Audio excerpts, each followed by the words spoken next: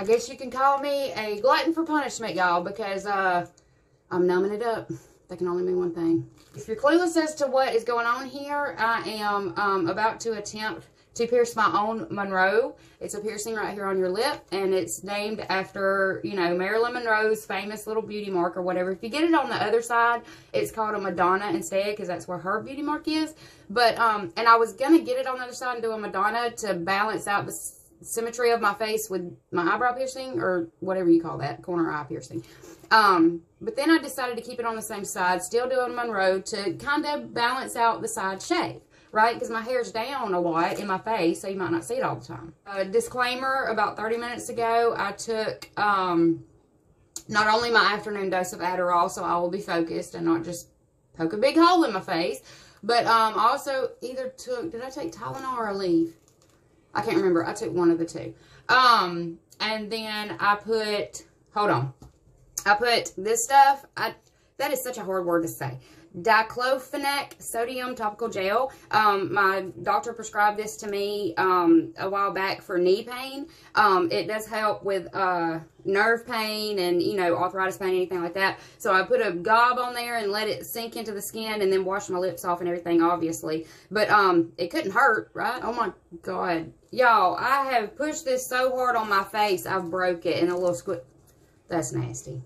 So anyway, I have been soaking. I'm gonna do this long stemmed, well, you can't see it. This long stem diamond stud. It's not huge. It looks huge in the thing. I want it to be noticeable. I don't want to do go big or go home, right? Everything I do is very noticeable. I mean, i.e. the hair, and you know. If you know, you know. But so I've got that, and then the backing that goes with it, the little flat, what do you call it? Labret backing, yeah.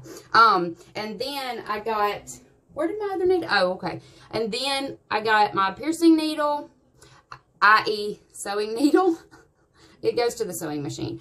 Whatever works, right? I'm broke. Your girl's broke. So I'm not about to go out and buy a piercing kit when I've got something that works just as good at home.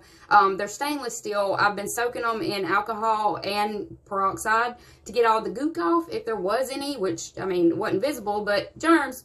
Germs are a real thing. It will lead to bacteria, which leads to infection. Don't want that. No fun. So I got these two out of my kit. One is obviously much larger in diameter than the other. Ideally, you want a hollow needle, which this is not, and you want a needle that is just ever so slightly bigger than the piercing that you're putting in. So I'm going with this one because it's not hollow all the way, but it is to a certain extent, and it's just slightly larger than the stem on the piercing that's going in. So I chose this. I'm getting nervous. So anyway, yeah, I feel like I'm as numbed up as I'm gonna be. I don't know. Maybe I need some morphine. I don't know, y'all. From everything I've researched, this is not an extremely painful piercing, but it is on your face. Even if I, you know, mess with a bump on my nose, my eyes start tearing up, and you're like, ah. So, I don't know. We'll see. Here's hoping for the best. So, I just washed my hands thoroughly. I'm going to take an alcohol prep swab and just make sure that everything's all clean. And brush your teeth, kids. Brush your teeth before. Yeah.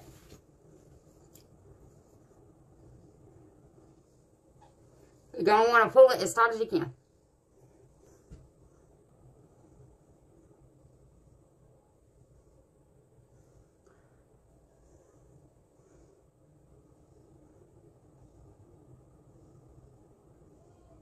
Okay.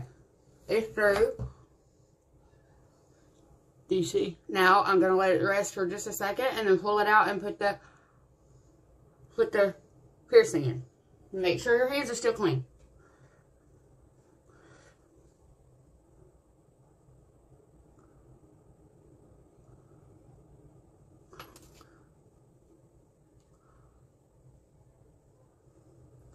I've got it in. It's not wanting to hope through that back part. It's kind of tricky. There. See? I mean, it's really not that hard. And then you take the elaborate backing, which I had resting in alcohol and peroxide. And you put it on. Okay, so I've got it on. And you want, it looks really huge right now, and it's not going to set flat. Matter of fact, it might get caught, you know, on your teeth or on your gum every now and then. But you want a little bit of leeway to accommodate for swelling, because it is going to swell for a couple of days. And then after swelling goes down, you can go down in size. But anyway, I love it. I love it already.